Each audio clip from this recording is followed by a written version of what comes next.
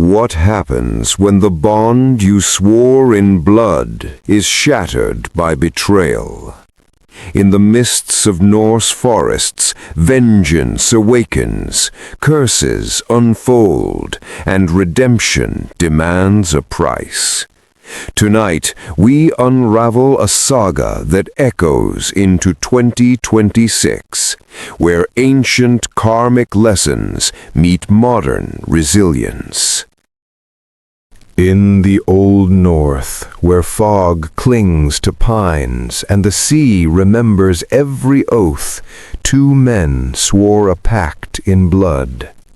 They were not friends by convenience, but brothers by vow. Eirik, broad-shouldered and steady, and Sten, quick of wit and quicker with a blade. They sealed their promise beneath a sky the color of iron, pressing palms until the skin broke and the runes of loyalty were whispered into the night. Such bonds were sacred. They bound fortunes, names, and futures. Yet even the strongest cords fray when envy finds purchase.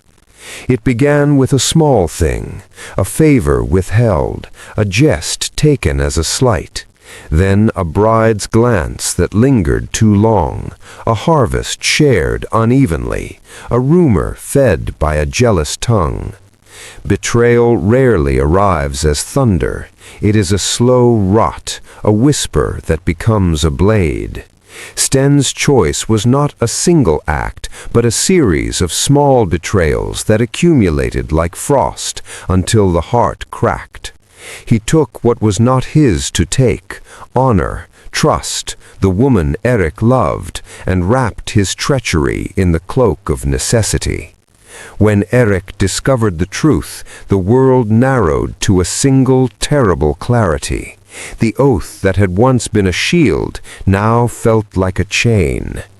In that moment, the old laws of the North stirred.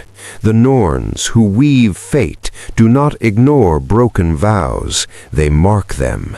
And when fate marks a betrayal, the consequences ripple outward, touching not only the betrayer and the betrayed, but the very soil beneath their feet.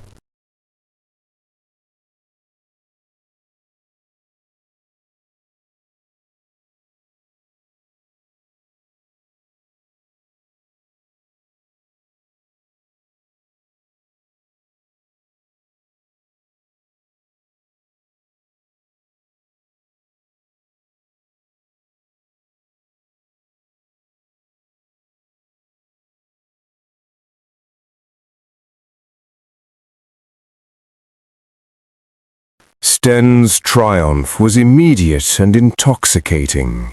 He rose in the clan's esteem, took the bride beneath a false smile, and claimed the spoils of Eirik's absence. For a season his laughter filled the halls. But the North keeps accounts in a ledger older than men.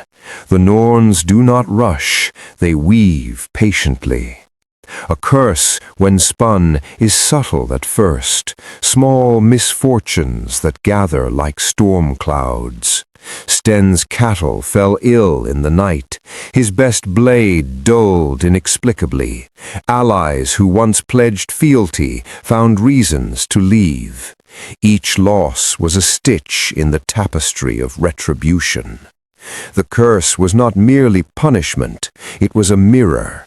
It reflected the inner rot that had allowed betrayal to take root.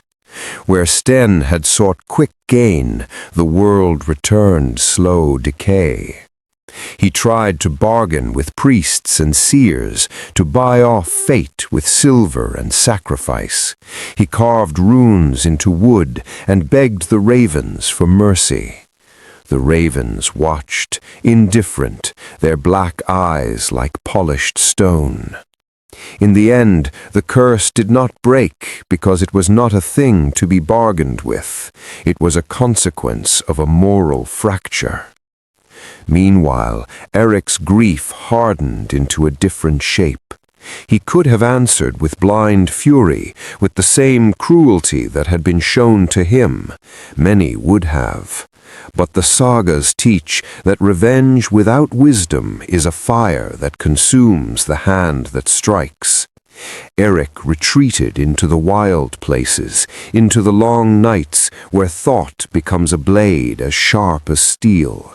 He consulted the runes not to curse, but to understand. He listened to the wind and the raven's cry, and he learned that karma in the north is not a simple ledger of good and bad. It is a cycle that demands balance. For every taking there is a reckoning, for every wound a lesson. The question that rose in Eirik's chest was not how to break Sten, but how to break the pattern that allowed betrayal to flourish. That question would lead him into shadow work, into the dark interior where anger, grief, and desire are examined and transformed.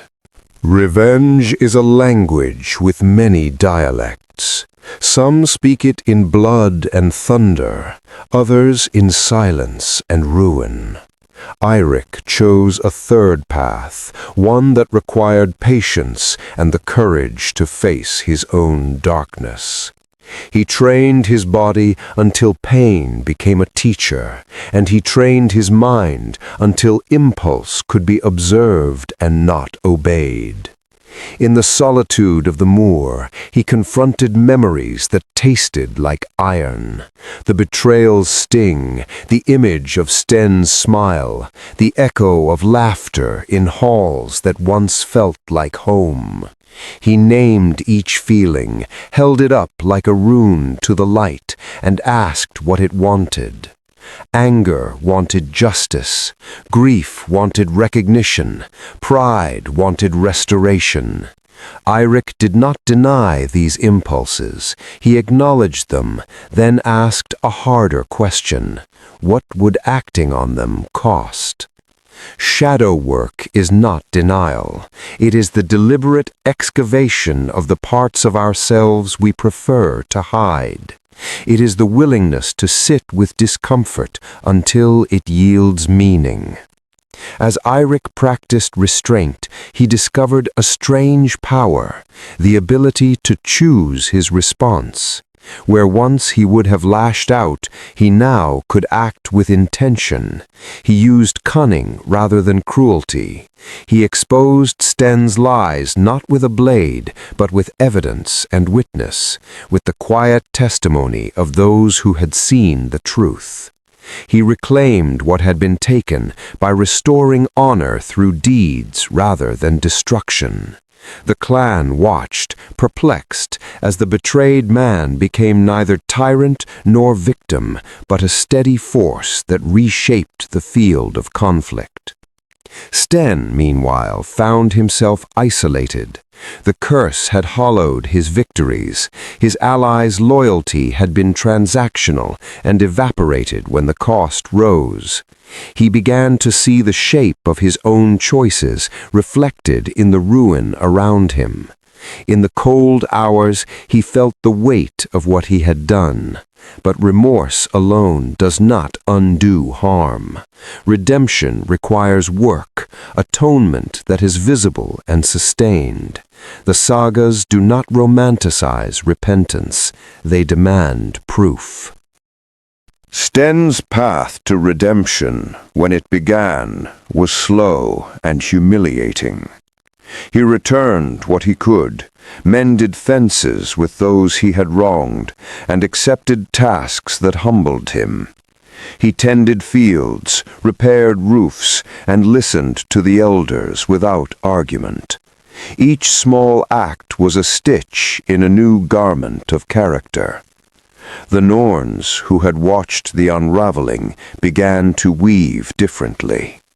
The curse that had once tightened like a noose loosened as Sten's actions accumulated into a pattern of genuine restitution. Yet the most profound change was not in Sten alone. Eirik, who had once burned with the desire for retribution, found his own heart lightening as he witnessed the slow, honest labor of repair. He realized that holding on to hatred had been a second wound. Letting go did not mean forgetting, it meant refusing to be defined by another's choice. The clan, too, learned. They saw that justice could be restorative rather than purely punitive. They learned to hold members accountable while allowing space for repair. This balance between consequence and mercy is the essence of karmic cycles in the sagas. It is not a simple tit for tat. It is a dynamic that asks each person to face their shadow and to act in ways that restore equilibrium. In the end, Sten did not become the man he had been. He became someone tempered by loss and reshaped by labor. Eirik did not reclaim everything he had lost, but he reclaimed himself. The story closes not with a triumphant slaughter, but with a quiet scene. Two men standing at the edge of the moor, the wind carrying the scent of peat and salt, the ravens circling like punctuation. They do not clasp hands as before. Instead, they nod, an acknowledgement of what was taken and what was given back. The Norns, satisfied, let the threads settle. What does this ancient tale teach us in 2026? Betrayal still arrives in modern guises. Broken promises, corporate backstabs, intimate betrayals. The karmic cycle remains. Actions echo. Choices return. The path out is not always vengeance. It is the discipline to do shadow work, to name the pain, to choose responses that restore balance rather than perpetuate harm.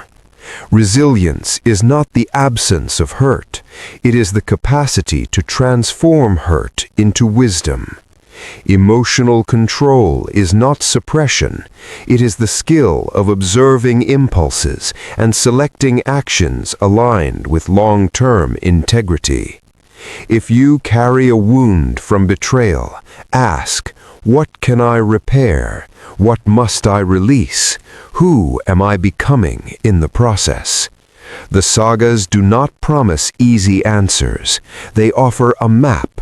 Face the shadow, do the work, and let the cycle move toward balance. If this story resonated, subscribe for more karmic sagas that blend myth with modern mindset. Share your reflections below. How would you choose to respond when trust is broken?